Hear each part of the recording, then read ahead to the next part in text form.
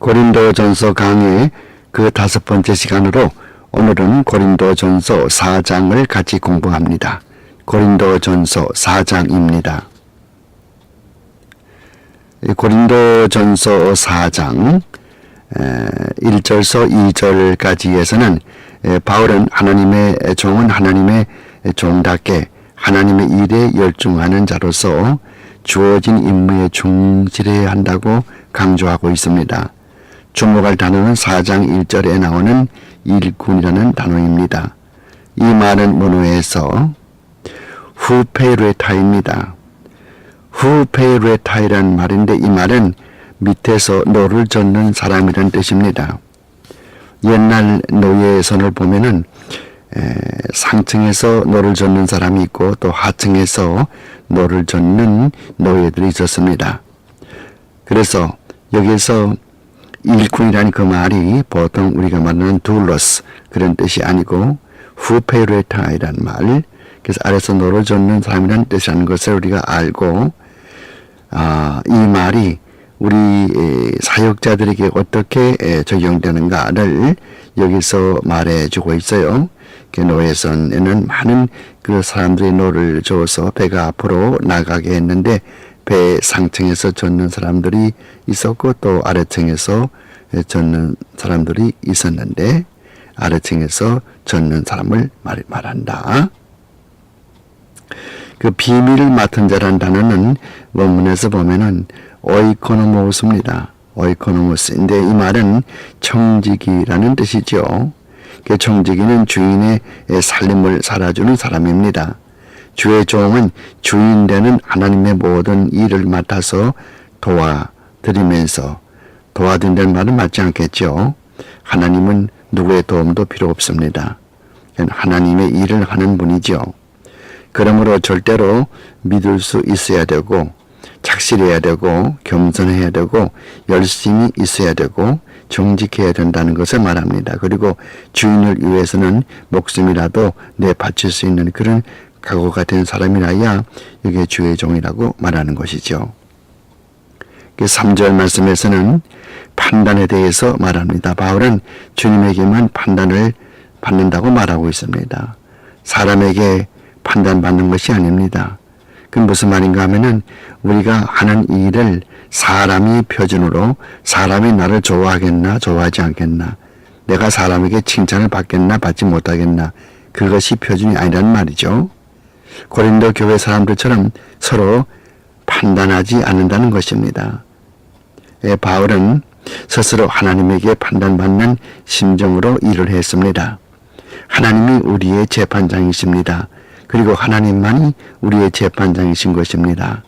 사람이 뭐라고 그래도 그것이 문제가 되질 않습니다. 사람에게 칭찬받는 사람도 하나님께 칭찬받지 못할 수가 있고 또 사람에게 칭찬받지 못하더라도 하나님께 칭찬받을 수가 있는 법입니다. 그래서 여기서는 바울이 철두철미하게 하나님 중심으로 살아가는 그의 신앙 태도를 말해주고 있습니다. 모든 것을 주께 하듯이 하라고 가르쳐주는 거죠. 골로새 3장 23절 말씀대로 그 성도는 사람에게서 판단받는 것이 결코 아닙니다. 특히 주의 종은 더욱더 그러합니다. 하지만 오늘의 세계에서는 사람들에게 판단받고 그 사람들에게 칭찬을 받고 사람들이 자기네를 점수를 매겨주기를 원하는 그런 식으로 살아갑니다마는 이게 잘못된 거죠. 하나님께서 판단받고 하나님만이 우리의 심판주가 되는 거죠. 그래서 신앙고백서 1장에서는 하나님의 교회에서 문제가 발생했을 때 최종적으로 호소할 수 있는 곳은 바로 성경이라고 가르쳐주고 있는 것입니다. 성경은 곧 하나님의 계시의 말씀이기 때문인 것이죠. 또 성경 말씀만이 진실하고 성경 말씀만이 결코 잘못이 없습니다. 인간은 잘못할 수가 있습니다. 나도 나 자신을 판단할 때 잘못할 수가 있습니다. 하나님만이 실수하지 않고 바르게 판단해 줄 수 있는 분이기 때문에 하나님이 우리의 재판장이라고 하는 것과 그 하나님은 성경에서 자기를 나타내 주셔서 자기 말씀을 주셨기 때문에 성경 말씀만이 우리의 재판장이라고 하는 것이죠. 그래서 성경은 우리 생활과 신앙의 유일한 법칙이라고 말하는 것입니다. 4절 말씀에서 바울은 자신이 향하여 온 일들이 하나님의 뜻과 완전히 부합한다고는 말할 수 없지만은 하나님의 일을 성실하게 했다고 자부하고 있습니다. 하나님 앞에서 완전하다고 자부할 사람이 세상에 어디 있겠습니까? 그럼에도 바울은 나를 본받는 자가 되라고 여기 4장 16절에서 말할 만큼 주님 앞에 바쳐진 사람이고 주님 앞에 온전히 바쳐져서 살아가신 분이신 것입니다. 그러므로 누구도 자신의 일을 자랑치 말고 겸손한 자세에서 주님에게 충성하라는 말을 하고 있죠. 모든 사람은 자신이 행한 일에 대해서 하나님에게 개별적으로 심판을 받게 되는 것입니다. 고린도후서 5장 10절 말씀 보면은 우리가 각각 다 주의 심판대 앞에 설 텐데 각자 자기 육체대로 행한 대로 하나님 앞에 심판을 받으리라고 말씀을 했습니다. 여기 고린도후서 5장 10절 말씀은 구원받고 구원받지 못하고 그런 것을 판가름하는 그런 심판이 아니고 예수 믿는 사람이 하나님 앞에서 얼마만큼 칭찬을 받고 또 얼마만큼 꾸중을 듣고 즉 상급에 대한 문제지요. 5절 말씀에 어둠에 감춰진 것들이란 말은 사람이 알 수 없는 하나님만이 아는 일들, 이런 일들이 지금은 다른 사람이 알 수 없지만 마지막 날에 하나님 앞에서는 낱낱이 드러나게 된다는 종말론적인 언급을 하고 있는 것입니다. 사람은 겉으로밖에 몰라요. 속을 모르지요. 그러나 하나님께서는 우리의 속까지도, 속 생각까지도 다 알고 있지 않습니까? 그래서 마지막 날에 주님 오실 때 이게 하나님의 날이라고 하는 말은 물론 심판 때를 말하는 말이지만은 주님께서 오실 때 모든 것이 다 드러난다고 하는 거죠. 우리가 일생 동안을 예수를 믿고 신앙생활하는 것이 마지막에 주님 다시 오실 때에 그 모든 것이 다 그대로 공력이 나타나서 하나님 앞에 심판을 최종적으로 받게 되는 것이죠. 우리의 모든 신앙생활은 결국에는 하나님에게 심사를 받게 된단 말이에요. 인간의 판단이 기준이 아니죠. 하나님이 기준이 된단 말입니다. 하나님은 살아계시고 지금도 살아 역사하십니다. 또 내 모든 것을 알고 계시고 내 모든 것을 보고 계십니다. 하나님이 살아계심을 믿고 천상천하에 대해 주제라고 믿는다면은 사람을 두려워할까 하나님을 두려워할까 이것을 생각해 볼 필요가 있다고 합니다. 지금은 감추어진 일들이 많이 있습니다. 우리 인간들이 모르는 일들이 많이 있습니다. 악의 세력들이 많이 창궐합니다. 의인의 선행도 감추어지고 악인의 악행도 감추어져 있습니다. 그러나 그날 즉 심판 날에는 모든 것이 벌거벗은 듯 다 드러나게 된다고 히브리서 4장 13절에 말씀하는 것처럼 여기에도 그 이야기를 그 말씀을 마음 가운데 두라고 바울이 말하고 있는 것입니다. 바울은 세 가지 판단을 기록하고 있습니다. 그 세 가지는 다음과 같습니다. 첫째, 다른 사람이 우리에게 판단하는 일, 이들은 사정을 정확히 모르고 하는 말이므로 무시해도 된다고 하는 말입니다. 3절 말씀에 나와 있죠. 그 다음에 두 번째는 사람이 자기 자신의 양심을 판단하는 일을 말하고 있는데 사람은 각각 생각하는 것이 다르기 때문에 이것도 완전하다고 볼 수 없다고 4절에 말하고 있습니다. 그리고 세 번째, 오직 하나님의 판단이 정확하고 완전하며 최종적인 판단이 된다고 가르쳐 줍니다. 이것은 아주 중요합니다. 성도는 하나님이 어떻게 보실까에 항상 모든 우리의 언행과 심사 모든 것을 다 거기에 초점을 맞추어야 하기 때문이죠. 바울은 이것을 강조하는 것입니다. 모든 사람의 최종적인 재판관은 바로 하나님 그분이시거든요. 그리스도인의 생활의 기준은 바로 성경이며 그 심판은 바로 하나님 앞에 서서 하나님에게 받게 되는 것이죠. 사람이 우리를 판단하는 일 그리고 우리가 우리 자신을 판단하는 일 등은 잘못될 수 있지만은 하나님이 우리를 판단하는 그 판단은 언제나 정확하다는 것이고 실수가 없다는 것이죠. 그는 진리 그 자체이기 때문에 이 세 가지를 말해주고 있는 것입니다. 6절 말씀에서 바울은 기록한 말씀 밖에 넘어가지 말라고 말씀을 하십니다. 물론 구약을 말하지요. 신약은 아직 완성되지 아니했을 때이기 때문에요. 주의 종들은 하나님의 말씀에 따라서 주님을 섬겨야 된다고 하는 거죠. 그래서 성경 말씀에 기록된 것 이상을 넘어갈 수가 없어요. 자기 말을 할 수가 없습니다. 성경에 기록된 것만 가르쳐야 되죠. 또 교인들도 목사들을 또 그 교회 지도자들을 성경 말씀 위에다 놓을 수가 없습니다. 왜냐하면 바울은 그 다음 7절 말씀에서 우리가 맡은 모든 은사나 제주나 권위는 모두 하나님으로부터 받은 것인데요. 그것을 마치 자신이 소유물처럼 그렇게 전유물인 것처럼 사랑하고 또 남에게 보여주고 또 그것 때문에 교만해지고 그렇게 하면은 옳지 않다는 걸 말하는 거예요. 우리가 가지고 있는 것 중에서 우리가 가지고 출생한 것은 아무것도 없어요. 우리가 세상 밖에 나올 때 뭘 가지고 나왔습니까? 아무것도 없거든요. 모두 하나님으로부터 받은 것이 사실이라면은 내가 내 것도 아닌데 하나님께서 받은 것인데 내가 자랑할 것이 뭐가 있겠습니까? 그렇기 때문에 바울은 아무것도 자랑할 것이 없고 자랑할 것이 없으니 교만해지면 안 된다고 하는 것을 말해주는 거죠. 자랑할 것이 아무것도 없는데 무엇을 교만할 수 있겠습니까? 흔히들 보면은 사람들이 자기의 지식을 자랑하고 또 자기의 재주를 자랑하고 자기의 능력을 자랑하지만은 그 모든 것들이 자기가 가지고 태어난 것이 아니거든요. 그것은 전부 하나님께로부터 받은 것이 아닙니까? 그러니까 모든 것이 하나님께로부터 온 것이거든요. 그럼 하나님께서 받은 것인데 어째서 자기가 자기 것인 것처럼 그렇게 자랑할 수가 있다고 그렇게 될 수 있겠습니까? 그래서 고린도 교회 교인들의 문제가 그것이었어요.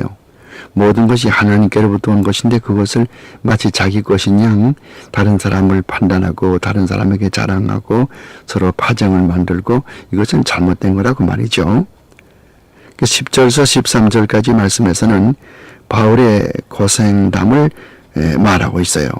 고린도후서 11장 23절에서 29절 말씀을 참고하시고 또한 고린도후서 6장 4절과 10절 말씀에도 참고하시면 좋을 것 같습니다만은 바울은 단도직입적으로 고린도 교인들의 잘못을 꼬집고 있습니다. 바울 자신의 고생담을 통해서 주의 종의 자세가 어떠해야 하는가를 보여주고 있는 거죠. 그리스도의 사람들은 마치 경기장에서 싸우는 그런 검객들의 죽음을 앞에 놓고 있듯이 또는 세상 사람들에게 조롱을 당하는 것처럼 이 세상에서는 그런 취급을 당하지요. 본문 9절에서 구경거리가 되었다는 말이 나오지 않아요? 그 본문에서 보면은 테아트론이거든요. 테아트론. 이 테아트론은 영어의 theater, 그게 어원이거든요. 극장. 그러니까 극장에서 무슨 그런 연극 구경을 하듯이 사람들에게 구경거리가 된다고 말이죠. 그런 의미를 가지고 있어요. 좀 더 구체적인 예를 들자면은 죄수를 거리에 끌고 다녔는데 사람들은 그것을 큰 구경거리로 여겼던 것입니다. 이런 구경거리를 테아트론이라고 불렀습니다. 그리스도인들은 미련한 듯 하나 지혜롭습니다. 약한 자 같으나 강합니다. 죽은 자 같으나 살아 있습니다. 고린도 후서 6장 9절서 10절을 참고하시기 바랍니다. 그래도 바울은 그런 고생을 하면서도 기뻐했습니다. 바울의 목적은 고린도 교회의 그 성도들이 참된 그리스도의 비밀을 알고 참된 믿는 도리를 알고 참으로 주님을 봉사하는 길을 알기를 원하는 것이 이 사도 바울의 진정한 모습입니다. 이를 위해서는 자기가 죽임을 당하고 고생을 당하고 뭐 그렇게 하더라도 그것이 아무것도 아니라고 하는 것이죠. 4장 14절 말씀 이하에서 바울은 그의 이 같은 권면의 말이 고린도 교회 사람들에게 단지 부끄럽게 하려는 것이 목적이 아니고 사랑하는 자녀에게 아비가 권면하는 그런 심정으로 그들의 영혼을 사랑하여 바로잡아 하나님이 보시기에 합당한 사람들로 만들려는 그런 목적을 가지고 이 글을 쓴다고 사도 바울이 말하는 거죠. 성도들 모두가 바울의 심정이 되어야 되겠죠. 남에게 판단을 한다든가 또 남보다 우월하다는 그런 인상을 주거나 하는 것은 모두 성경적인 가르침이 못되는 거죠. 그래서 바울은 내가 복음으로 너희를 낳았도다 그렇게 말할 수 있는 것입니다. 물론 이제 바울은 디모데에게 편지할 때도 내가 복음 안에서 너를 낳았다 그런 말도 했지만은 복음 안에서 낳았다는 말, 복음 안에서 너를 낳았다는 말이 참 그 의미가 깊지 않아요? 그러니까 복음을 통해서 복음을 전함으로 말미암아 죽음의 길로 다른 박질하던 사람들이 이제 생명의 길로 돌아서게 됐거든요. 새 사람이 됐거든요. 그러니까 그런 새 사람을 만들어 놨다는 것이죠. 사람을 사람 구실이 하도록 만들어 놨단 말이에요. 그 복음으로 만들어 놓은 것이 아니겠습니까? 복음을 전해 들은 것이 바울을 통해서 전해 듣게 되었고 바울을 통해서 생명의 길을 깨닫게 되었기 때문에 바울을 통해서 새로운 피조물이 되었기 때문에 이 바울의 복음을 통해서 그들을 서로 낳은 것이죠. 바울은 18개월 동안 이 고린도에 유하면서 그들에게 복음을 열심히 전하며 수고했습니다. 고린도 교회의 종이 들대로 들어 있었는데요.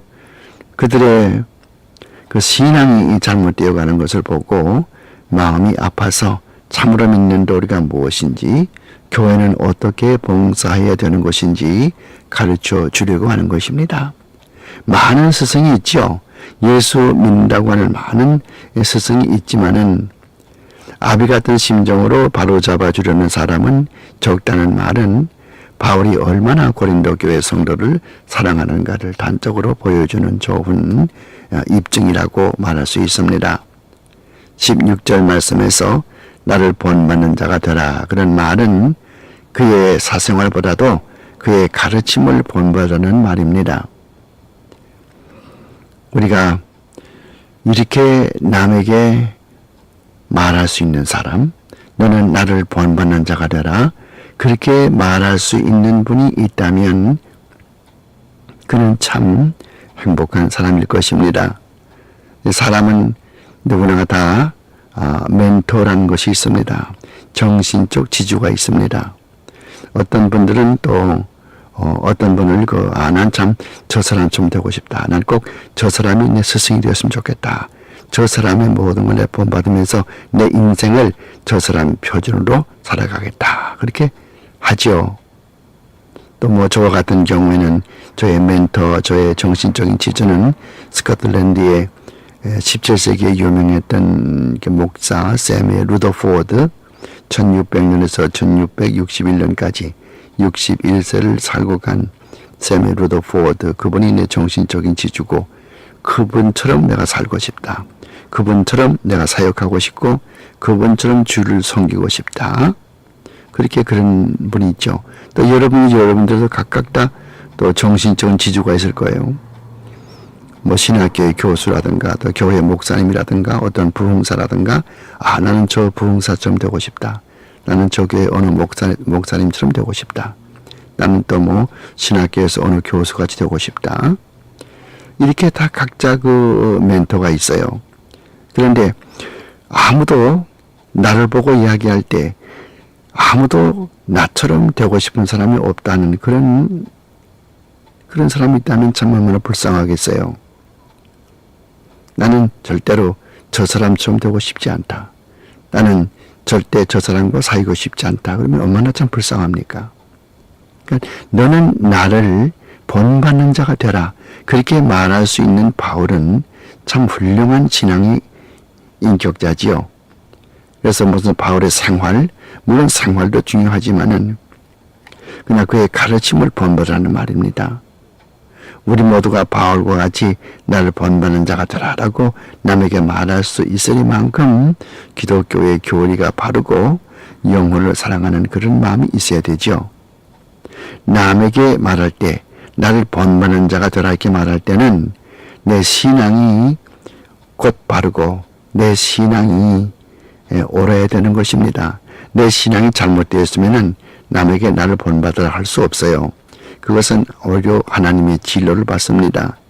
내가 성경적인 믿음을 가지고 있을 때에 그럴 때 내가 남에게 너는 나를 본받는 자가 되어서 이 성경에 믿는 도리를 바로 깨달아라 그렇게 말할 수가 있는 것이겠죠.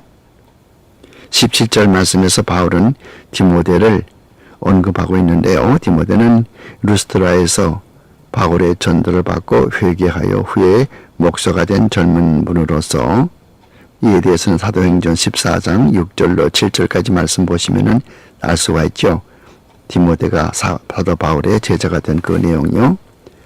그 바울의 사랑을 받은 청년이고 바울의 신실한 동역자가 되었습니다. 바울이 신약성경에 13개의 편지를 기록했죠.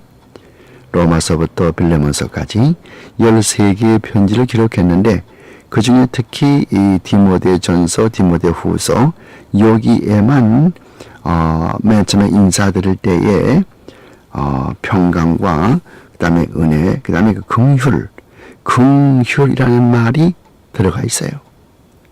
그건 바울이 얼마나 디모데를 사랑했는지 디모데에게 편지하는 그 두 권의 책에게만 그런 소리가 들어있거든요. 그러므로 바울은 믿음으로 디모데를 낳은 분이고 또 디모데는 바울을 자기 신앙의 아버지로 섬겼던 분이신 것입니다. 20절 말씀에서는 하나님의 법은 말 잘하는 데 있지 않다. 즉 무슨 말인가 하면은 속이 어떻게 되었든 겉으로 외면적으로 말 잘하는 것 여기에 하나님의 나라가 있는 것이 아니고 항상 하나님의 나라는 우리 내심, 우리 내주하시는 성령님의 인도로 말미암아 하나님이 통치하시는 내 성령님을 통해서 통치하시는 내 마음속에 달려 있다고 하는 것이죠. 그래서 교리만 아는 것으로 만족지 말고 그 교리대로 남을 가르치는 자신도 그렇게 살아야 되는 것이고 또 겉으로 나타나는 것보다도 중심이 중요하다고 하는 거죠. 하나님은 외면을 보지 아니하시고 항상 중심을 보시는 하나님이시거든요. 오늘의 위선적인 분들은 여기에 맹점이 있는 것입니다. 사랑에는 때로 내가 필요할 때가 있어요. 사무엘하 7장 14절을 본다든가 또 잠언서 23장 14절 말씀을 봐도 우리가 알 수 있듯이 사랑하는 자에게는 하나님께서 매를 때립니다.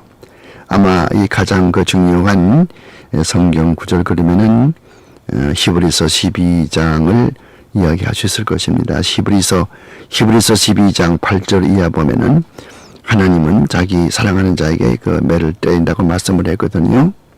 그 징계를 누구나 다 받는 것이오늘 이 징계가 없으면은 사생자라고 말씀을 했어요. 그 징계가 비록 그 당시에는 즐거워 보이지 아니하지만은 이로써 연단받은 자에게는 의의 평강한 열매를 맺는다고 그랬고 육신의 아버지가 자기 아들을 또 때에 따라서 이렇게 징계하지만은 하물며 영의 아버지 하나님께서 그의 사랑하는 자녀를 징계하지 아니할선가 그렇게도 말씀을 하고 있습니다. 그러므로 전체적으로 이 고린도 전서 4장에서 바울이 이야기하는 것은 하나님의 종된 이 사역자들은 목사들은 기록된 말씀 위에 더 이상 넘어가면 안 되는 것이고 신실되게 하나님의 일을 해야 되는 것이고 또 모든 교인들은 서로서로 판단하지 말고 판단하는 분은 반드시 마지막 때에 하나님께서 일반 성도들을 또 마지막에 심판하시고 또 목사들도 심판하시고 사역자들도 심판한다. 그러니까 최종적으로 심판하시는 분은 하나님이시거든요. 왜냐하면 사람이 심판하는 것은 잘못될 수가 있고 또 자기 자신이 자기 자신을 판단하는 것도 잘못될 수가 있고 오로지 잘못하지 않는 실수하지 않는 분은 하나님이시기 때문에 하나님만이 우리의 최종의 심판주이기 때문에 하나님 중심으로 신앙생활을 하자고 하는 것. 근데 그 하나님은 자기의 뜻을 자기의 말씀을 성경 속에 나타내 주셨기 때문에 기록해 주셨기 때문에 그 성경 말씀만이 우리 신앙생활의 유일한 법칙이라고 하는 것이죠. 우리 모두가 다 마지막 때 하나님의 날에 주의 날에 모두가 다 심판받을 것을 알고 그때까지 열심히 주의 일을 하자고 하는 거죠. 바울은 여기 자기의 고생하는 이야기를 하면서 뭐 이 복음 전하는 것이 세상으로 볼 때는 뭐 찌꺼기 같고 세상으로 볼 때는 참 더러운 사람 같고 세상으로 볼 때는 뭐 버림받은 사람 같고 세상으로 볼 때는 경기장에서 뭐 노름하는 건 구경거리가 되고 또 뭐 사람에게 죽임을 당해 마땅한 그런 사람으로 보이지만은 그렇게 함으로 말미암아 이 고린도 교회 교인들이 하나님의 말씀을 바로 깨닫고 진리에 이르게 되고 그렇게 됨으로 바울은 기뻐하고 그래서 고린도 교인들에게 너희들은 나를 본받는 자가 되라 그렇게 말할 수가 있다고 하는 내용. 그 다음 뭐 맨 끝에 가서 보면 이제 고린도 교회에 내가 찾아갈 텐데 내가 매를 가지고 너희 갈 것인가 또 사랑을 가지고 갈 것인가 그 말로 끝나죠. 고린도 교인들이 하나님의 말씀에 순종치 않고 제멋대로 서로 헐뜯고 서로 자랑하고 그렇게 한다면은 매를 가지고 와서 징계할 것이고 그렇지 않고 잘 돼 나가면은 하나님의 말씀에 순종해 나간다면은 또 사랑을 받을 것이죠. 꼭 그 아버지 같은 심정이죠. 아들이 잘못하면은 아버지는 매를 들지 않습니까? 또 아들이 잘하면은 또 사랑을 베풀거든요. 이 아버지 같은 고린도 교회의 아버지 같은 이 사도 바울의 그 따뜻한 심정에서 볼 수 있어요. 물론 이제 그 사도 바울의 자서전 고린도 교회를 향한 그 자서전을 보려면요, 고린도 후서를 보면은 그 사도 바울의 자서전처럼 되어 있어요. 그걸 보면 더욱더 따뜻한 그 부모의 마음을 읽어볼 수가 있지만은 벌써 여기 고린도 전서 4장에서도 그 바울의 마음을 읽어볼 수가 있어요. 또 목회자로서의 자세도 읽어볼 수 있고 또 그 동역자들에게 바울이 권면하는 그 바울의 권면도 읽어볼 수가 있는 줄로 압니다. 이렇게 해서 이 고린도 전서 4장의 서론 이야기를 마치고 이제 여러분이 가지신 성경 고린도 전서 4장을 펴서 같이 보도록 하겠습니다. 고린도 전서 4장 같이 펴시기 바랍니다. 저와 같은 성경이시면 신약성경 266명이 되겠습니다만은 요즘 뭐 성경이 각각 여러 가지 종류가 많이 있으니까 여러분께서는 또 다른 성경을 가지고 계실지 모르겠습니다만은 어쨌든 고린도전서 4장입니다. 사람이 마땅히 우리를 그리스도의 일꾼이요 하나님의 비밀을 맡은 자로 여길지어다 그렇게 말씀을 하고 있습니다. 그러니까 이 고린도 교회 사람들은 이 사도 바울이나 또 고린도 교회를 담당하고 있는 사역자들이나 이런 분들을 볼 때에 하나님의 비밀을 맡은 자를 여길지라 그랬어요. 이게 하나님의 비밀 그러면은 천주교 사람들은 이건 뭐 우리만이 무슨 뭐 성찬식을 할 수 있고 또 우리만이 또 교회에서 뭐 결혼식을 거행할 수 있고 그런 특권을 가진 사람이라 그렇게 해석을 하지만은 여기에 해석하는 이 비밀이라고 하는 것은 무스테리온 원문에서 보면 무스테리온 또 영어 성경에서 미스테리지만은 하나님의 말씀을 나타내 주는 거죠. 하나님의 말씀. 우리는 하나님의 말씀을 맡은 자란 말이죠. 주의 종은 하나님의 말씀을 전하는 사람들인 것입니다. 그리고 2절 말씀 가서 보니까 맡은 자들에게 구할 것은 충성이라고 그랬어요. 그러니까 하나님의 말씀을 맡아서 남에게 전하는 그런 직책을 가진 우리들이라면은 마땅히 2절 말씀에 구할 것은 충성이라고 그랬거든요. 그 충성이 참 필요한 것이죠. 성실해야 되거든요. 누구에게 성실합니까? 하나님의 말씀을 성실하게 전해야 되고 또 그리스도에게 충성을 다해야 되겠죠. 그러니까 하나님의 뜻에 맞지 않는 말을 전할 수가 없죠. 성경 말씀에 기록되지 아니한 것을 마치 성경인 것처럼 전할 수가 없겠죠. 자기의 말을 남에게 할 수 없겠죠. 이건 참으로 우리에게 중요한 교훈입니다. 맡은 자들에게 구할 것은 충성이라는 말이에요. 그러니까 하나님 앞에 충성해서 말씀에 충성해서 신실해서 하나님의 말씀 외에 다른 것을 전하지 않는다 그 말이에요. 너에게나 다른 사람에게나 판단받는 것이 내게는 매우 작은 일이라 나도 나를 판단치 아니하노니 내가 자체가 아무것도 깨닫지 못하나 그러나 이를 인하여서 의롭다 함을 얻지 못하노라. 다만 나를 판단하실 이는 주시니라 그랬죠. 4절 말씀까지. 이게 무슨 말씀인가 하면은 우리가 하나님의 말씀을 전할 때 또 주님의 일을 할 때에 사람에게 판단을 받지 말라고 말이에요. 그러니까 사람에게 칭찬을 받으면 그것이 좋은 양 또 사람의 기분을 좋게 해준다든가 그것으로 인간 중심으로 목회하지 말라고 말이죠. 그런 것은 하나님의 뜻이 아니라고 말이죠. 그래서 사람에게 판단받는 것은 지극히 작은 일이라고 그랬어요. 그런 것은 너무 연연하지 말라고 말입니다. 이 강의는 뒷면에 계속되겠습니다. 여기서 테이블 뒤로 돌려 놓으시기 바랍니다. 사람은 남에게 칭찬받기를 좋아합니다. 특히 목회자의 경우는 더욱더 그러합니다. 설교를 마치고 집회를 마치고 단상에서 내려오면 은혜 받았습니다. 그런 말을 듣기를 무척 좋아합니다. 그러나 그들 가운데는 형식적으로 그 체면상으로 아무 속에 감동받고 또 무슨 느낌이 없고 또 은혜 받지 아니했으면서도 그런 말을 할 수가 있는 분이 있고 또 어떤 분들은 은혜를 많이 받으면서도 아무 말도 하지 않은 분들이 있을 수가 있습니다. 그러므로 그런 것에 우리가 연연할 필요가 없다고 말이죠. 다른 사람에게나 판단받는 것이 내게는 매우 작은 일이라고 바울은 이야기합니다. 바울은 목회할 때 인간 중심으로 목회하지 아니했습니다. 사람이 나를 어떻게 생각할까? 내가 이 말씀을 전하면 사람들이 어떻게 생각할까? 그걸 생각하지 않고 하나님의 말씀을 맡은 자로서 하나님의 말씀을 그대로 남에게 전한 것입니다. 하나님께서 우리에게 말씀을 맡겨주었으면 그 말씀은 우리가 남에게 전해야 될 책임이 있고 의무가 있는 것입니다. 하나님께서 공연히 그 말씀을 우리에게 맡겨주는 하나님의 사역자로 우리를 택해 주시고 우리를 세워주신 것이 아닙니다.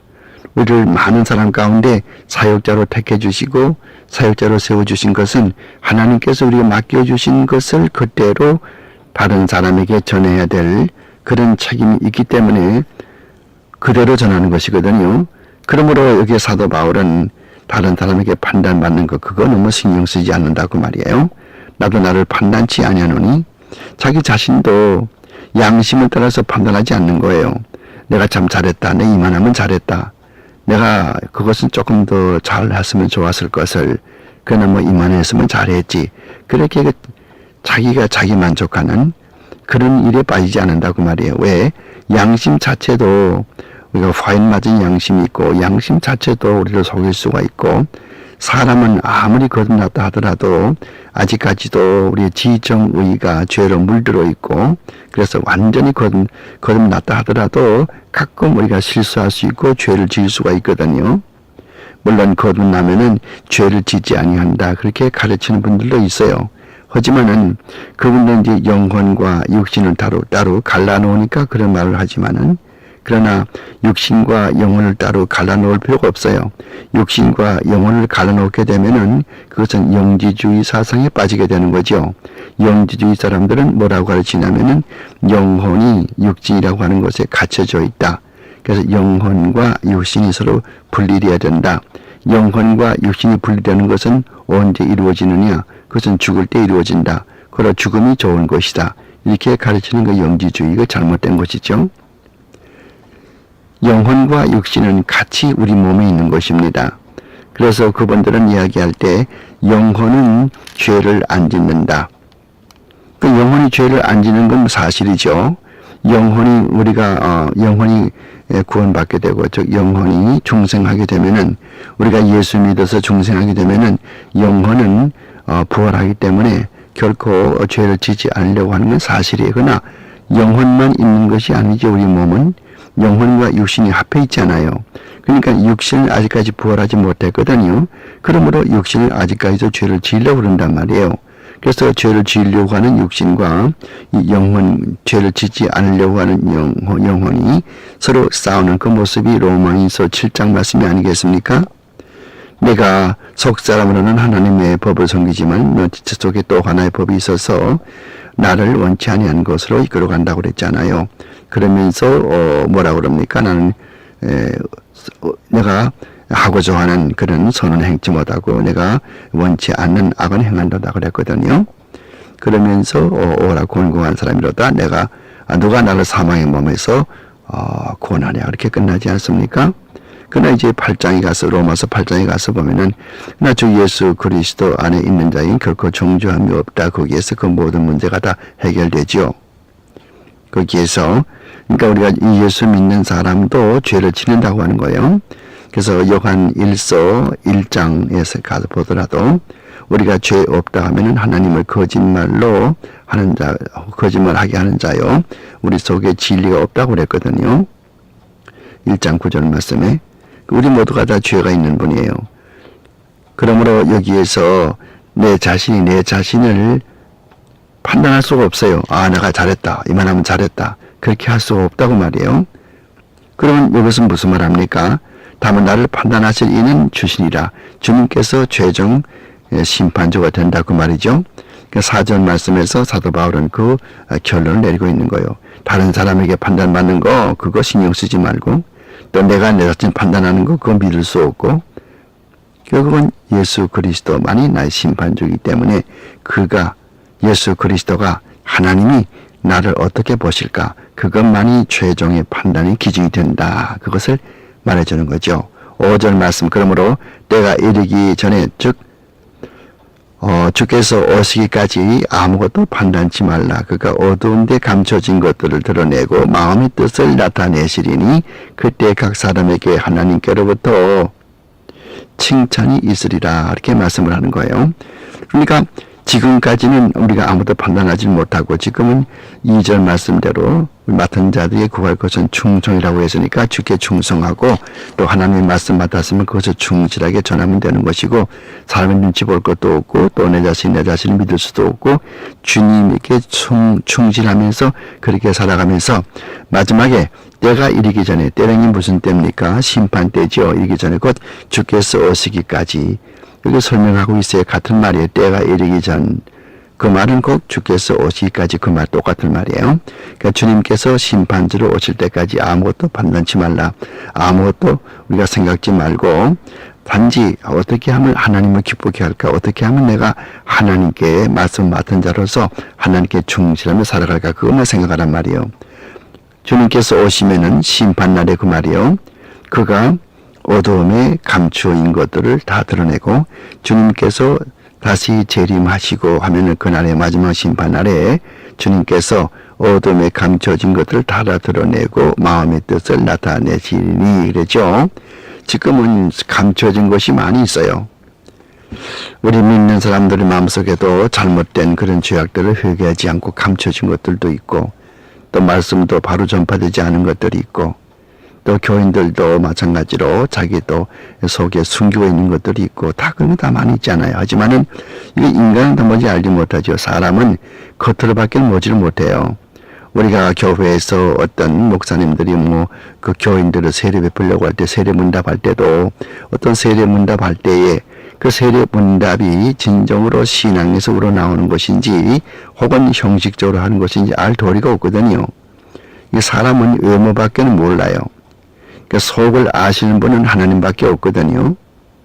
그러므로 여기에서 주님께서 올 때까지 신실하게 이 일만 하라고 하는 것은 주님만이 모든 것을 확실히 알고 절대로 틀림이 없는 마지막 심판을 하실 수 있는 분, 그분은 주님밖에 없기 때문에 그렇게 감춰진 모든 걸 다 드러내고 심판받을 때까지 그때에 까지 하나님 앞에 충실하게 살아가라고 하는 거죠. 그때 각 사람에게 하나님께로부터 칭찬이 있으리라. 뭐 하나님께로부터 칭찬 각각 정도가 다르겠죠. 하나님 앞에 충실했으면은 뭐 칭찬을 많이 받을 것이고 그렇지 못했으면 또 그렇지 못하겠죠. 6절 말씀 형제들아 내가 너희를 이용하여서 이 일이 나와 아볼로를 가지고 본을 보였으니 이는 너희로 하여금 기록한 말씀 밖에 넘어가지 말라 한 것을 우리에게서 배워 서로 대적하여 교만한 그런 그 마음을 먹지 말게 하려 함이라 그랬죠. 그러니까 아볼로와 이 바울 이 두 사람을 통해서 우리가 너에게 가르쳐주는 그런 생활을 너에게 배웠고 또 교회를 너에게 배웠다고 가르쳐줬다고 말이죠. 그러니까 우리가 너희들에게 가르쳐준 그런 신앙의 도리 이것을 너희들이 본받아서 그렇게 살아가라고 말이에요. 이것을 내가 너희를 위하여 그랬어요. 고린도 교회 교인들이 너무도 유치하고 너무도 신앙이 어리기 때문에 이 고린도 교회 교인들에게 사도 바울이 자기의 신앙을 보여주었고 또 아볼로의 실제 예를 들어서 이렇게 신앙은 이렇게 믿는 것이고 신앙생활은 이렇게 하는 것이다. 그것을 본을 보였으니까 너희로 하여금 기록한 말씀 밖에는 절대 넘어가지 말라. 그러므로 더 이상 하나님 말씀이 가장 최종적인 심판주고 하나님 말씀 외의 거 생각하지 말고 또 이 교육자들은 사역자들은 하나님 말씀 외에 더 이상 넘어가서 인간의 생각이라든가 또 철학적인 뭐 이야기라든가 이런 것이 아니라 하나님의 말씀만 전하라고 하는 좌로나 우로나 치우치지 말고 그 이상 치우치지 말고 그리고 사역자라도 하나님의 말씀 위에 놓을 수 없고 항상 사역자는 하나님 말씀 밑에 있다고 하는 거 이것들을 여기서 가르쳐 주고 있습니다. 이러므로 말미암아 바울에게서 배우고 또 아볼로에게서 배워서 이제는 서로 대적하거나 교만한 마음을 먹지 않도록 하라 그 말이죠. 모든 죄가 다 있습니다만 죄가 다 중하지요. 다 나쁘죠. 한 가지의 죄만 있어도 우리가 지옥에 들어가지 않습니까? 그런데 모든 죄 가운데서 무슨 죄가 가장 무슨 죄를 하나님이 가장 미워하실까 그렇게 생각을 해 보았습니다. 이사야서 그게 14장에 가서 보면은 하나님을 옹호하던 천사가 하나님과 대적하겠다고 하면서 하나님의 곁을 떠나서 하나님과 대적한 일이 있거든요. 교만이죠. 그 북극성에다 자기의 뭐 보호자를 앉혀놓고서 하나님과 대적하겠다고 그랬는데 이런 그 교만한 마음 이것을 아마 하나님이 제일 싫어하지 않겠는가 그렇게 생각이 돼요. 그러니까 모든 것은 교만에 있거든요. 근데 그 교만의 극치가 어디 있냐면은 이 고린도 교회 교인들에게 있습니다.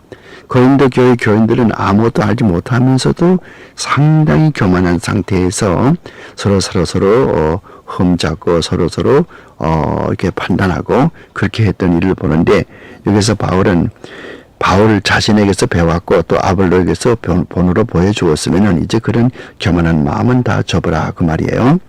그 7절 말씀 누가 너를 구별하였느뇨 내게 있는 것 중에 받지 아니한 것이 무엇이뇨 내가 받았은즉 어찌하여 받지 아니한 것까지 자랑하뇨 그 말하죠. 7절 말씀 참 중요해요. 자, 모든 것 우리가 세상에 나올 때 뭐 아무도 가지고 나온 것도 없어요. 학식을 가지고 나온 것도 없고 뭐 능력이나 무슨 뭐 재주를 뭐 가지고 나온 것도 아무것도 없지 않아요. 그 모든 것이 하나님께로부터 받아서 뭐 건강도 가지고 있고 또 지식도 무슨 재능도 가지고 있는데 뭐 그것을 뭐 자기 것인 양 자랑을 할 수가 없다고 하는 것 아니겠습니까? 누가 이 고린도 교회 사람들에게는 이런 자랑을 하라고 허락해 준다고 말이요. 아무도 허락해 준 것이 없거든요. 누가 허락해 줬어요? 아무도 없어요. 자기 자신이 스스로 이렇게 교만해져서 나는 너보다 낫다 또 뭐 나는 저 사람보다는 낫다 이렇게 되는 것이죠. 그러나 하나님 앞에서는 우리 모두가 다 겸손으로 허리띠를 띄어야 되는 것이지 결코 교만해질 수가 없다고 하는 거예요. 그 모든 것을 다 하나님께로부터 받아가지고 가지고 있는 것이라면은 어째서 그것이 마치 내가 가지고 있는 것인 것처럼 내가 만들어낸 것인 것처럼 그렇게 자랑하냐고 말이죠. 그 우습지 않냐고 말이죠. 자랑할 것이 아무것도 없어요. 우리가 세상에 가지고 온 것이 아무것도 없음에 또 갈 때도 아무것도 못 가지고 가는 것처럼 모든 것을 하나님께로부터 받아 가지고 잠시 그것을 가지고 있다가서 죽을 때 그냥 그대로 놓고 가는 것 아니겠습니까? 그래서 바울이 누가 너희를 구별했느냐? 너희들을 구별한 사람이 누가 너희를 구별했냐 말이에요. 모든 것 다 받아 가지고 살았으면서 자기 것인 것처럼 그렇게 자랑할 바가 어디 있냐고 말이에요. 그 다음 8절 말씀 보세요. 너희가 이미 배부르며 이미 풍요하며 우리 없이 왕노릇하였도다. 이 말은 사도 바울이 빚고 와서 하는 이야기죠. 여러분 성경 말씀 보면요. 그런 그 빚고 와서 하는 말들이 가끔 있어요. 가령 이런 걸 좀 보도록 할까요? 뭐 지금 우리 고린도 전서를 공부를 하고 있으니까 똑같은 고린도 전서 15장 말씀 가서 보세요. 고린도 전서 15장 보면은 그게 29절 가서 봐요. 이 성경 기록하는 사람들이 이 사도들이나 또 선지자들이 말할 때에 직선적으로 말하는 것도 있고 또 완곡하게 말하는 것도 있고 또 이렇게 빚고 와서 이야기하는 것도 있단 말이에요. 그러므로 여기 29절 고린도전서 15장 29절 말씀 보세요. 만일 죽은 자들이 도무지 다시 살지 못하면은 죽은 자들을 위하여 세례받는 자들이 무엇을 하겠느냐? 어찌하여 저희를 위하여서 세례를 받느냐? 이렇게 말하죠. 29절 말씀. 이게 무슨 뜻이겠어요? 뭐 천주교 사람들은 이것을 보고서 죽은 사람들을 위해서도 우리가 기도할 수 있구나. 그렇게 가르치지만은 그 뜻이 아니죠. 여기 지금 고린도 전서 내용 이 부분 특히 20절 이하 이 부분에서 뭘 이야기해요? 죽은 사람들이 도무지 부활하지 못한다. 부활은 이미 지나갔다. 그렇게 말하는 사람들이 고린도 교회 교인들 가운데 있었거든요. 그러면 죽은 자들이 도무지 부활하지 못한다면은 너희들이 지금 사회에서 보면은 어떤 사람이 예수 믿다가서 이렇게 세례받지 못하고 죽으면은 어떤 다른 사람이 대신 그 사람을 위해서 세례받는데 왜 그렇게 하냐고 말이죠. 그렇게 할 필요가 어디 있냐고 말이에요. 아무도 부활하지 못한다면서 아무도 부활하지 못한다는데 왜 세례받냐고 말이에요. 이 고린도 전서가 기록될 당시의 기원 1세기에는 이 사회 풍속 가운데 예수 믿는 사람이 세례받지 못하고 죽으면은 다른 사람이 그 사람을 대신 세례받았던 그런 풍속이 있었습니다. 물론 이것이 성경적인 것이 아니지만은 그런 모든 풍속이 있었어요. 근데 고린도 교회 사람들은 그런 걸 자주 했거든요. 어떤 사람 세례받지 못하고 죽으면 대신 자기가 자기 친척을 위해서 대신 세례받았거든요. 근데 그딴 짓을 왜 하냐고 말이죠. 세례가 부활이 없다면은. 그러니까 사도 바울이 말이 무슨 말입니까? 죽은 사람을 위해서 기도하라 그 말이 아니고 부활이 있다고 하는 것을 입증하기 위해서 이런 영어로 말할 것 같으면 sarcastic, 우리말로 말하면은 이런 그 비아냥되는 말로 그렇게 말하고 있지 않습니까? 그러면 여기서 그 말이에요. 그다음에 이게 이제 8절 말씀 다시 가서 봐요. 뭐를 이야기하고 있습니까? 8절 말씀 가서 보니까 너희가 이미 배부르며 이미 풍요하며 우리 없이 왕노릇하였구나. 뭐 너희들 가만 보니까 저 혼자서 잘난 체 떠들어대고 잘난 체 날뛰고 앉았고 뭐 혼자 배부르고 혼자 풍요하고 뭐 남한테 배울 것도 없고 뭐 왕이 다 되어버렸네. 혼자서 뭐 왕노릇하고 있구나. 그 뜻이란 말이에요. 그다음 뭐서 우리 없이 그런 말 나오지 않아요? 너희가 이미 배부르며 이미 풍요하며 우리 없이 그랬죠? 사도 바울의 가르침을 받지도 않고 올바른 교리를 알지도 못하고 다 된 것처럼 그렇게 우쭐해서 그렇게 왕노릇하고 있다고 하는 것을 비꼬면서 하는 이야기입니다. 그러니까 그 다음에 계속해서 볼 것 같으면 우리가 너희와 함께 왕노릇하기 위하여서 참으로 너희의 왕노릇하기를 원하노라 그렇게 이야기하죠. 너희들이 그렇게 아무것도 알지 못하면서 이렇게 모든 걸 다 아는 것처럼 그렇게 떠들어대고 그렇게 모든 것을 다 자만하고 완전히 통달했던 것처럼 그렇게 생각한다면은 나도 그렇게 되길 바란다. 그렇게 빚고 와서 이야기하는 것입니다. 내가 생각건대 9절 말씀 보세요. 하나님이 사도인 우리를 죽이기로 작정한 자같이 미말에 두셨음에 우리는 세계 곧 천사와 사람에게 구경거리가 되었노라. 이 말씀은 사도 바울이 고린도 후서 11장에서 말하는 것처럼 그가 복음을 전하기 위해서 고생하는 그 고생담을 여기서 말하고 있는 것입니다. 세상 사람들은 하나님의 종들은 뭐 죽어야 마땅한 사람들로 죽기 위해서 태어난 사람으로 그렇게 취급을 합니다. 그래서 온 사람들의 뭐 천사들이나 사람들이나 간에 구경거리가 됐단 말이죠.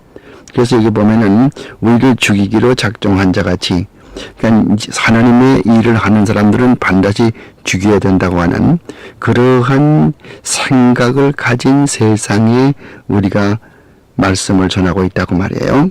그래서 미말에 두었으면 말은 우리 사도들, 하나님의 일을 하는 사람들은 세상에서 맨 꽁지라고 말이죠. 맨 꽁지로 그렇게 생각을 하고 절대로 남에게 존경을 받거나 남에게 뭐 높임을 받거나 그런 것이 없이 항상 핍박 가운데, 항상 궁핍한 가운데 그렇게 살아간다고 하는 것을 이야기하는 거예요.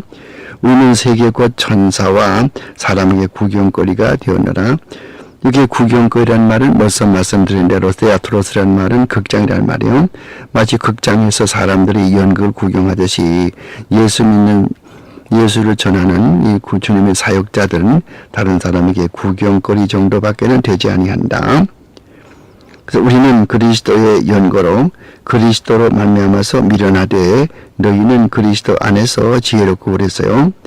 이 그리스도를 전하는 주의 사역자들은 그리스도를 전하다 보니까 사람들에게 미련스럽게 보이고, 너희는 그리스도 안에서 지혜롭고 너희는 예수를 믿어서 하나님의 아들 딸 되었으니까 지혜롭게 되었고, 또 우리는 약하되 세상 사람들이 볼 때 우리는 약해 보이고 아무 권세도 없는 것 같이 이렇게 보이지만은 너희는 그리스도 안에 있기 때문에 강해졌고, 너희는 존귀하되 너희는 그리스도 안에서 새 사람이 되었으니까 존귀하지만은 우리는 세상 사람들이 볼 때에 비천하게 보이고, 바로 이 시간까지 우리가 줄이고 목마르고 홀벗고 매맞으며 정처가 없고 또 수고하여 친히 손으로 일을 하며 후욕을 당한 즉 축복하고 핍박을 받은 즉 참고 비방을 당한 즉 권면하니 우리가 지금까지 세상의 더러운 것과 만물의 찢기같이 되었다 그랬죠. 이거 13절까지 하시는 말씀은, 사도 바울의 말씀은 우리가 이렇게 수고하고 고생하고 핍박을 받고 이렇게 함으로 말미암아 너희들이 예수 그리스도 안에서 강해지고 너희들이 지혜로워지고 그리스도 안에서 너희들이 존귀되었다. 그러므로 우리가 이 그리스도 안에서 이 사역을 하는 것은 사람들이 볼 때는 참으로 우리가 약해 빠진 것 같고 우리가 아무것도 하는 것 같고 세상에 구경거리밖에 되지 아니하지만은 만물의 찌꺼기 같이 생각을 하지만은, 그러나 우리는 이와 같은 일을 통해서 너희들을 하나님의 말씀으로 인도하고 새 생명을 주었다. 전도의 사역을 통해서 너희를 복음으로 낳았다. 그 뜻을 이야기하는 거죠. 14절 말씀, 내가 너희를 부끄럽게 하려고 이것을 쓰는 것이 아니라 오직 너희를 내 사랑하는 자녀같이 권하여 하는 것이라. 이 말씀은 이제 13절 말씀과 연결되지만은, 이렇게 고생을 하고 그렇게 하는 것은 내가 뭐 잘났다고 해서 너희들을 부끄럽게 하고 뭐 그렇게 하려고 하는 것이 목적이 아니고, 이렇게 함으로 말미암아 너희들이 앞으로 하나님의 자녀가 된 것을 하나님의 자녀가 되도록끔 그렇게 인도하고, 또 내가 너희들을 얼마나 사랑하는가를 너희들이 깨닫고 그렇게 되어지길 바란다 그 말이에요. 그러면서 15절 말씀에 그리스도 안에서 1만 스승이 있을 때 아비는 많지 아니하니 하면서 그 15절 말씀 이하에서는 이제 바울이 이 고린도 교회 교인들을 자기의 믿음의 아들들로 그렇게 취급하는 것이지요. 물론 이제 사도 바울은 디모데도 자기 믿음의 아들로 삼은 일을 우리가 보지만은, 자, 그리스도 안에서 1만 스승이 있으되, 그 말은 그리스도를 믿는다고 하는 많은 그런 교역자들이 있고 그런 훌륭한 지도자들이 많이 있지만 그 뜻이에요. 그리스도 안에서 1만 스승이 있다고 하지만은 아비는 많지 아니하니, 진정 아비처럼 자기 자식을 사랑하는 그런 사람은 좋기 때문에 그리스도 예수 안에서 복음으로써 내가 너희를 낳았습니다. 이 고린도 교회 교인들은 이 바울의 전도를 통해서 예수를 믿게 되었고 진리를 알게 되었으므로 결국은 이 복음을 통해서 이 고린도 교인들의 새로운 생명을 준 것이거든요. 그래서 바울은 내가 너희를 낳았다 그렇게 이야기하는 것이고, 그래서 그 다음에 16절 말씀은 그러므로 내가 너희에게 권하노니 너희는 나를 본받는 자가 되라. 그의 뭐 개인적인 생활이나 뭐 성격이나 이런 것을 본받으라고 하는 것보다도 그의 가르침, 그의 진리의 말씀, 이것을 본받으라고 하는 것이죠. 이것은 뭐 고린도 교인들에게만 말하는 것이 아니고 우리도 마찬가지죠. 바울의 교훈이 뭡니까? 예수 그리스도의 십자가와 부활, 이것이 바울 신학의 가장 진수입니다. 그리스도의 십자가와 부활, 이것을 우리가 본받아서 이것을 전하여야 되겠죠. 그 다음에 17절, 이를 인하여서 내가 주 안에서 내 사랑하고 신실한 아들 디모데를 너희에게 보내었노니 저가 너희로 하여금 그리스도 예수 안에서 나의 행사 곧 내가 각 교회에서 가르치는 것을 생각나게 하리라 그랬죠.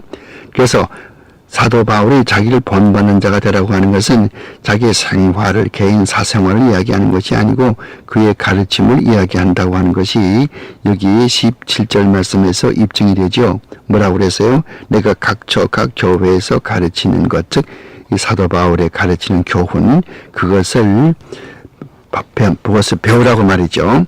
그래서 이것을 위해서 사도 바울이 디모데를 고린도 교회에다 보낼 텐데, 사도 바울이 보내는 이 디모데를 통해서 고린도 교인들이 이 사도 바울이 무엇을 가르쳤는지 그것을 다시 한번 생각나게 하겠다 그 말이죠. 어떤 이들은 내가 너희에게 나아가지 아니할 것까지 스스로 교만하여졌으나 바울이 절대로 디모데를 우리에게 보내지 아니할 것이라 그렇게 이야기하는 사람도 있지만은, 그러나 주께서 허락하시면은 내가 너희에게 속히 나가서 교만한 저런 자의 그 말을 알아볼 것이 아니라 오직 그 능력을 알아보겠노라. 여기에 중요한 포인트가 있어요. 첫째는 주께서 허락하시면, the Lord willing. 칼빈 선생은 무슨 책을 쓸 때나 편지를 쓸 때나 항상 맨 끝에 D자 쓰고 점 찍고 V자 쓰고 점 찍고, 그래서 DV는 Deo Volente, DEO, Volente는 VOLENTE, Deo Volente, 그 약자 DV 썼다고 그래요. 이 말이 무슨 말인가 하니 주께서 원하시면 Deo Volente 그 말이거든요. If it pleases the Lord 그 뜻이에요. If it pleases the Lord, 주님을 기쁘시게 한다면, 즉 주님의 뜻이라면은, 이것을 사도 바울은 그의 신앙생활 전체가 주님 중심이었다고 하는 걸 알 수 있어요. 고린도 교인들이 빈정대면서 사도 바울이 우리 교회에 오겠나, 아마 안 올 거야, 그렇게 이야기하는데, 그러나 그는 주께서 허락하시면은 모든 것, 주께서 이 고린도 교회에 갈 수 있는 것도, 가지 못하게 되는 것도, 또 갈 마음이 생기고 안 생기는 것도 모두 주께서 하시는 일이거든요. 우리 모든 인생의 일이 다 그래요. 모든 그 상황, 되어지는 상황들이 주의 뜻이면 그 상황이 그렇게 이루어지는 것입니다. 주의 뜻이 아니면 또 주께서 길을 막아주시죠. 그러므로 우리의 심사나 또 이 세상의 모든 이런 그 사정, 이 모든 것들이 주님의 허락하여서 이루어지기 때문에 모든 것을 주께 맡기고 살아가는 주의 모습, 바울의 모습이죠. 내가 너에게 속히 나아가서 교만한 자의 말을 알아볼 것이 아니라 오직 능력을 알아보겠노라 그랬어요. 이 말과 능력 문제거든요. 주님께서는 겉을 보지 아니하고 항상 속을 보시죠. 중심을 보신단 말이에요. 고린도 교인들이 이런 겉으로만 교만해져서 뭐 이런 은사 받았다, 저런 은사 받았다, 난 너보다 낫다, 나는 뭐 게바에게 속해 있다, 나는 뭐 아볼로에게 속해 있다, 바울에 속해 있다, 이렇게 떠들어대지만은 그런 것을 내가 보는 것이 아니라 그 중심을 내가 보겠다. 여기에 가서 보면은 볼 것이 아니라 오직 그 능력을 보겠다고 그래서, 능력은 원문에서 보면 두나미스죠. 그 두나미스는 속의 능력, 진짜 그 알맹이, 이걸 보겠다는 거예요. 속 사람이 어떠한가, 이걸 보겠다는 거거든요. 어느 것이 앞섭니까? 속 사람이 앞섭니까? 겉으로 나타나는 외모가 앞섭니까? 속 사람이 앞서거든요. 속이 어떠한가, 거기에 마음이 어떠한가, 이에 따라서 외모로 나타난 것이거든요. 그러므로 마음으로 진정으로 이분들이 그리스도의 마음을 담고 있는가, 이것을 알아보겠다고 하는 것이죠. 그래서 그 다음 보니까 20절 말씀에 이런 말을 하죠. 하나님의 나라는 말에 있지 아니하고 오직 능력에 있다고 그랬어요. 이 말은 모든 분들이 많이 이용을 하지만은 여기에서 이 무슨 말인가 하면은 하나님의 나라 건설하고, 즉 주님께서 통치하시는 내 마음, 또 하나님의 이 통치하시는 이 통치권, 이런 것은 말로만 되어지는 것이 아니고, 즉 외모로만 되어지는 것이 아니고 반드시 이 속에 이 속사람이 새로워지고, 속사람이 성령으로 충만해지고, 속사람이 능력을 받게 되고, 이렇게 됨으로 이루어지는 거지, 고린도 교회 사람들은 입으로만 떠들어대고 외모로만 떠들어대고 이렇게 해서 하나님의 나라가 이루어지는 것이 아니라, 그것을 가르쳐주는 것입니다. 너희가 무엇을 원하느냐? 내가 매를 가지고 너희에게 나아가랴? 사랑과 온유한 마음으로 나아가랴? 이렇게 묻는 것은, 너희들이 정말 하나님의 나라 일을 생각을 하고 속사람이 새로워져서 능력을 받고 성령으로 충만해서 서로 교만하지 아니고 겸손해서 그렇게 주의 일을 돌보고 그렇게 한다면은 사랑과 온유한 마음으로 내가 고린도 교회를 찾아가겠지만은, 그렇지 않고 계속 교만해지고 모든 것을 다 통달한 것처럼 모든 것이 배부르고 풍요해지고 왕같이 살면서 그렇게 자기 자신을 속이면서 그렇게 거짓으로 교만하게 살아간다 할 것 같으면 매밖에 너에게 줄 것이 없다. 이 사도 바울은 고린도 교회를 복음으로 낳았다고 그랬죠. 아버지라고 그랬죠. 그 아버지는 자기 아들을 다스릴 때 잘못하면 매도 드는 법이거든요. 그래서 잘못하면 매를 드는 것이고, 또 잘했으면 또 뭐를 쓰다듬고 또 이렇게 잘 칭찬해 주는 것이고, 이런 것들을 여기에서 이야기해 주고 있습니다.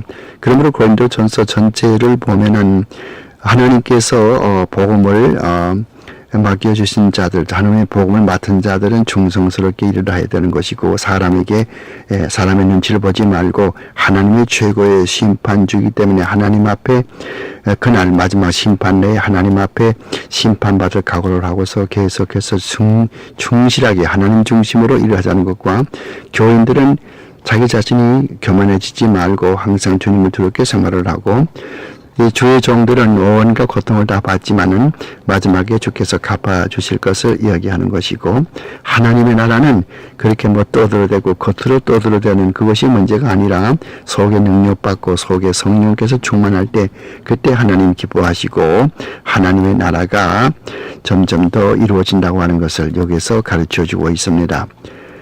고린도전서 강의 오늘 5번째로 고린도전서 4장을 공부를 했습니다. 강의 마치겠습니다.